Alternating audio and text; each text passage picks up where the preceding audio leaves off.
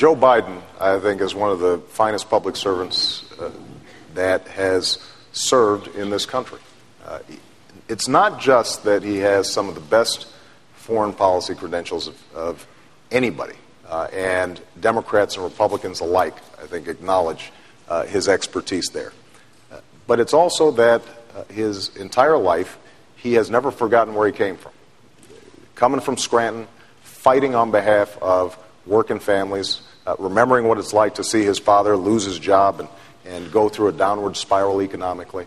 And as a consequence, his consistent pattern throughout his career is to fight for the little guy. That's what he's done when it comes to economic policies that will help working families get a leg up. That's what he's done when it comes to, for example, passing the landmark 1994 crime bill, the Violence Against Women's Act. Joe has always made sure that he is fighting on behalf of working families. And I think he shares my core values and my sense of where the country needs to go.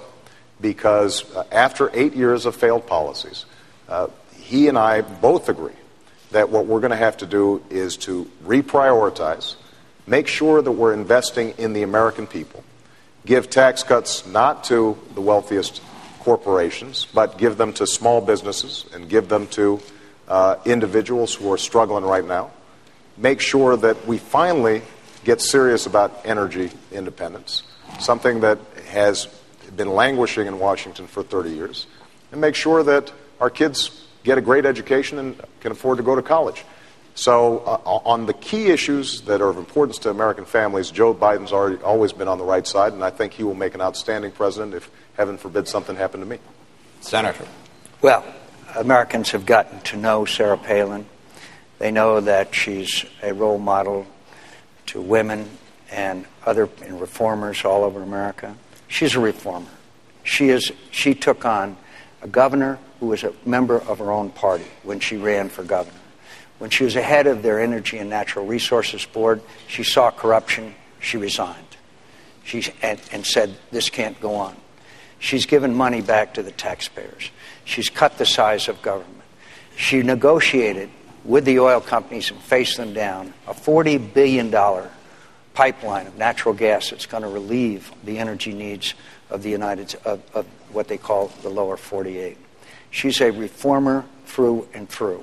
And it's time we had that breath of fresh air coming into our nation's capital and sweep out the old boy network and the cronyism that's been so much a part of it that I've fought against for all these years. She'll be my partner. She understands reform.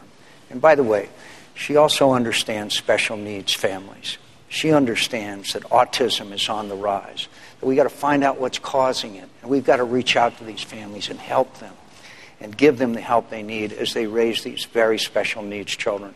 She understands that better than almost any American that I know. I'm proud of her, and that she has ignited our party and people all over America that have never been involved in the political process. And I can't tell you how proud I am of her and her family. Her husband's a pretty tough guy, by the way, too. Do you think she's qualified to be president?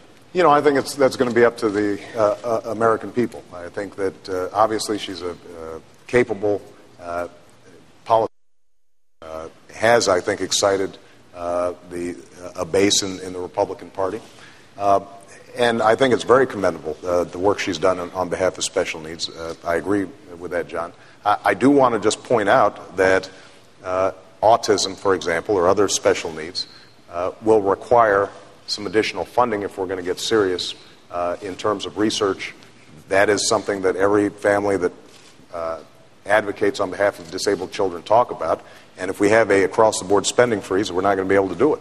That's an example of, I think, the kind of the use of the scalpel that we want to make sure that we're funding some of those programs. Do you think Senator Biden is qualified?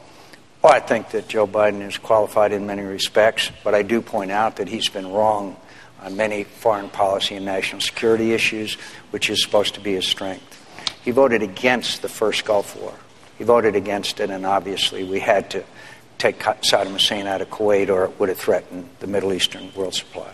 In Iraq, he had this cockamamie idea about dividing Iraq into three countries. we're seeing Iraq united as Iraqis. It's tough, hard, but we're seeing them. We're now about to have an agreement for status of forces in Iraq coming up. There are several issues in which, frankly, Joe Biden and I openly and honestly disagreed on national security policy, and he's been wrong on a number of the major ones.